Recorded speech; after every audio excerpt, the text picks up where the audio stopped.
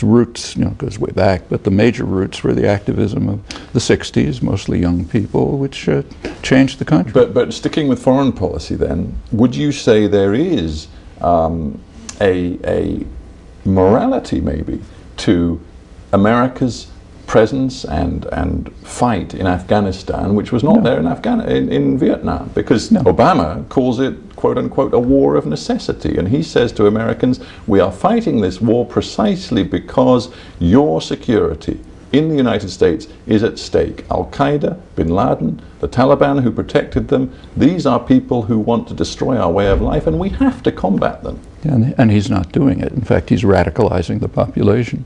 But we could ask a factual question. Does this contribute to defense of the United States?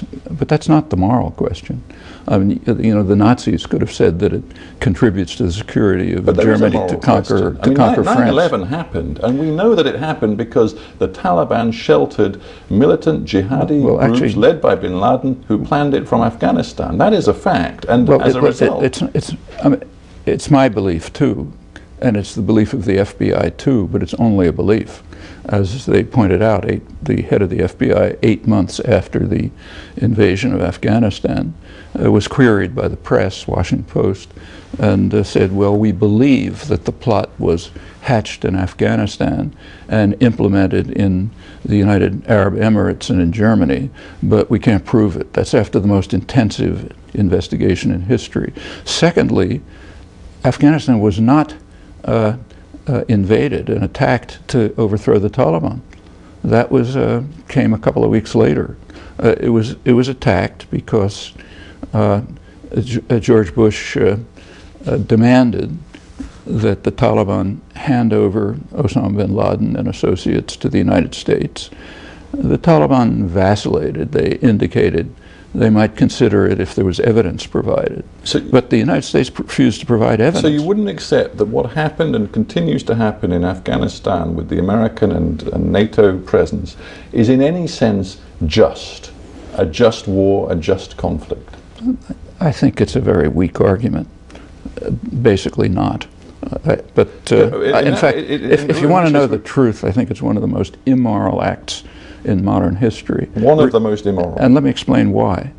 If you look back at October 2001, the United States invaded Afghanistan because the Taliban refused to hand over suspects without evidence.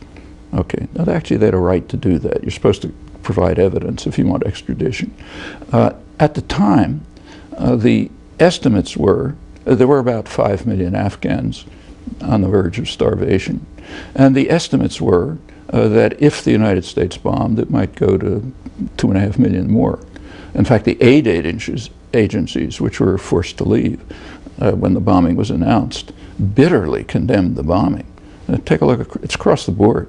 Almost all of them bitterly condemned the bombing. Many leading anti-Taliban Afghans, including U.S. favorites, very harshly condemned the bombing. I mean, you said millions might die within weeks.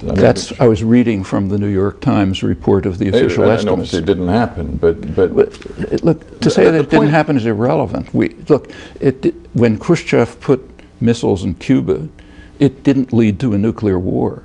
And I suppose some party hack would say, well, it's fine to put missiles in Cuba. It wasn't. It was criminally insane. If the worst didn't happen, that doesn't change the conditions of the choices.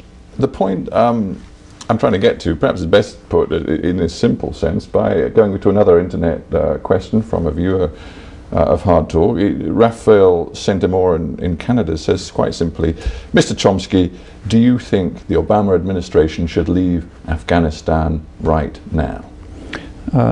It can't be answered in that form because it doesn't matter what I think.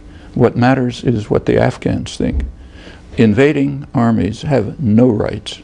They have responsibilities. The prime responsibility is to pay attention to the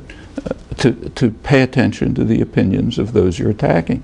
Now, if you look at the debate over Afghanistan, strikingly, one voice is missing. What do the Afghans think? Well, you know, it's not that easy to determine, but it's not totally impossible either. For example, there happens to be an Afghan peace movement, which is pretty significant. Their voice is totally missing.